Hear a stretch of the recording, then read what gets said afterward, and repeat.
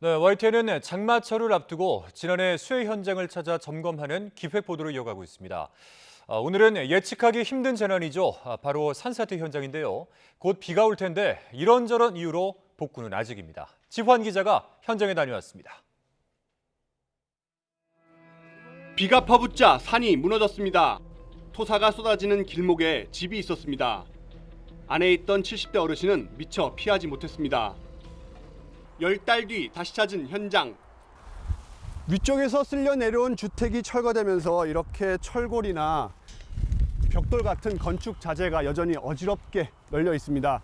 지난해 이곳 현장이 산사태 당시에 어땠는지 먼저 보여드리면요. 토사가 쓸고 내려오며 가정집은 수십 미터를 밀려 내려왔습니다. 지금 보시다시피 냉장고가 엉망이 됐고요. 차량도 그대로 휩쓸려 있습니다. 지금 구조 작업이 한창 이루어지고 있는데 지금 보시는 게 가정집 지붕입니다.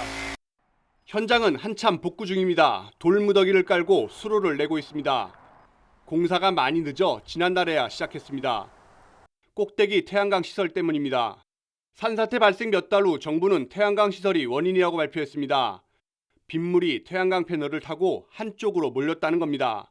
하지만 수사는 지지부진, 늘어진 책임 공방에 복구 공사는 뒤로 밀렸습니다. 일단 우리 행정부에서 선 공사를 하고 수사 결과에 따라서 부산권 청구라든가 이런 거 할 예정이에요. 또 다른 산사태 발생 마을, 당시 주민 7명이 고립됐습니다. 진흙더미가 농막과 차량을 집어삼켰습니다. 산사태가 발생한 현장입니다. 토사물과 뿌리째 뽑힌 나무가 주택과 마을을 잇는 도로를 덮쳤습니다. 현장은 말 그대로 쑥대밭으로 변했습니다. 지난해 홍성욱 기자가 방송을 전해드렸던 곳입니다. 당시 토사로 덮여있던 이 마을길은 말끔해졌는데요. 난장판이 됐던 이 산사태 흔적은 여전히 남아 있습니다. 개울수로엔 돌무더기가 가득합니다. 논밭엔 쓰러진 나무가 아무렇게나 쌓였습니다. 마을 인적도 뚝 끊겼습니다.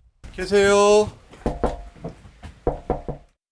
이쪽 계곡이 전부 외지인들이에요. 실제 손해 입은 양반은 이 집하고 이 집 마당 쪽 끝에 부분하고. 산사태가 시작된 꼭대기 근처엔 사방댐이 설치되고 있습니다. 그나마 구규림이라 가능했습니다. 반면 아래쪽 마을 주변 복구는 시작도 못했습니다. 사유지가 대부분인데 일부 주민 동의를 받지 못했습니다. 설계는 1월 좀 거의 나왔는데 쌍비를 작년부터 찾았는데 못 찾았어요. 그래서 산을 헤집어 집과 건물을 짓고 태양광 시설을 만들면 급경사가 생깁니다. 급경사는 대표적인 산사태 원인입니다. 일단 산사태가 나면 사람은 그 속도를 피할 수 없습니다. 예보와 비상황을 미리 확인하고 산사태 전조 증상을 확인하면 즉시 대피해야 합니다. 자연산지와 급경사지, 도로 비탈면과 주거지 인근 모두 산사태 발생 가능 지역이지만 정부 부처와 지자체별로 관리 주체는 제각각.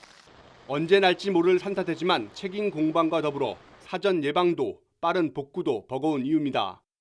YTN 지환입니다.